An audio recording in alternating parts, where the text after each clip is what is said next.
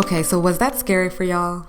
I hope so, because I set out with a goal of making a balloon setup inspired by a creepy, spooky, eerie haunted house.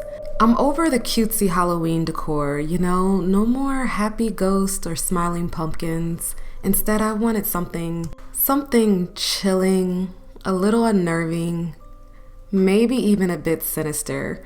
So this is what the setup looks like during the day, and I'm going to take you through step by step exactly how I created this so you can make something similar of your own to scare all of your guests at your next Halloween party.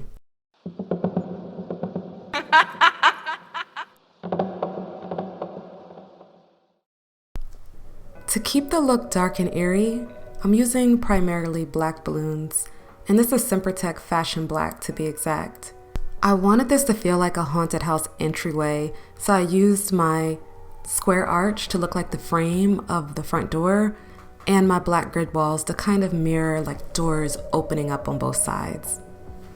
For this design, I'm using clusters of only 6 balloons. So I'm starting with a cluster of 6 11-inch balloons, followed by a cluster of 6 balloons that consist of 5 11-inch and just 1 18-inch balloon.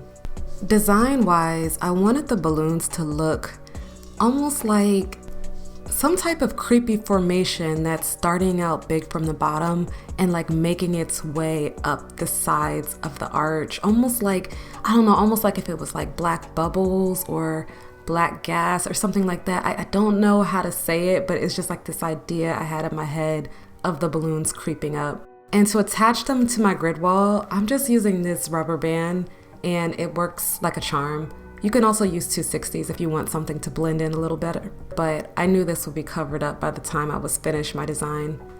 And I did the same at the bottom, and because I did this at the base, I didn't have to use a weight or anything like that to keep the bottom of my garland down to the ground. I'm adding in a basic quad in this lower area just to fill in that space.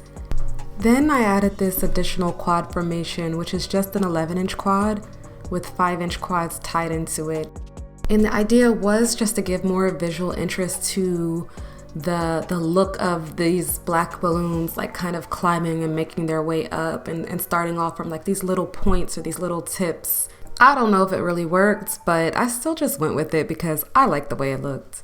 And I tied those all in just using 260s to give myself some more flexibility.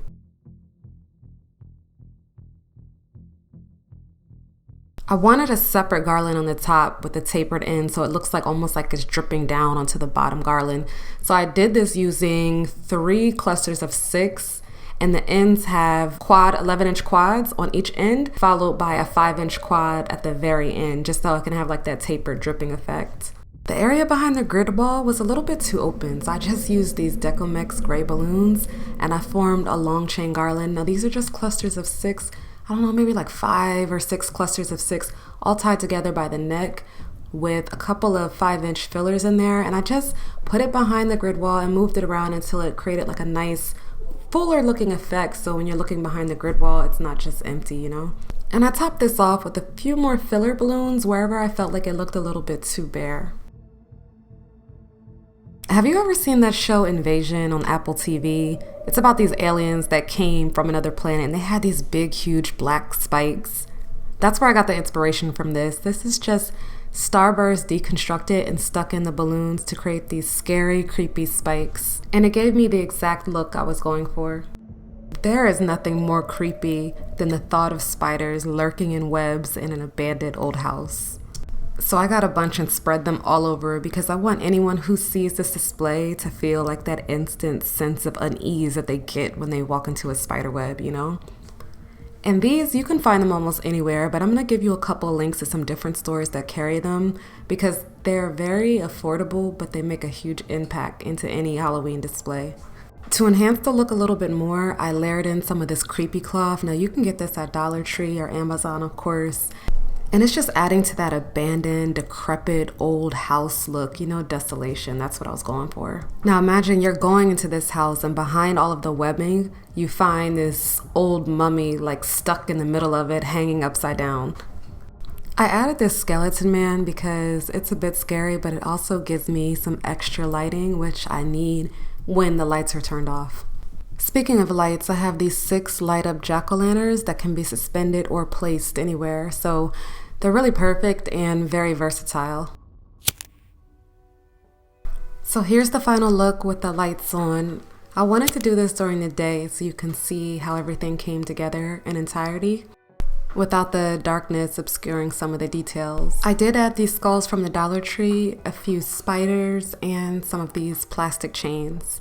I also put an LED backlight behind the grid walls that can be changed any color, and it just helps with the overall ambiance. During the day, I think it's all good, but I'm really looking forward to seeing how this looks at night.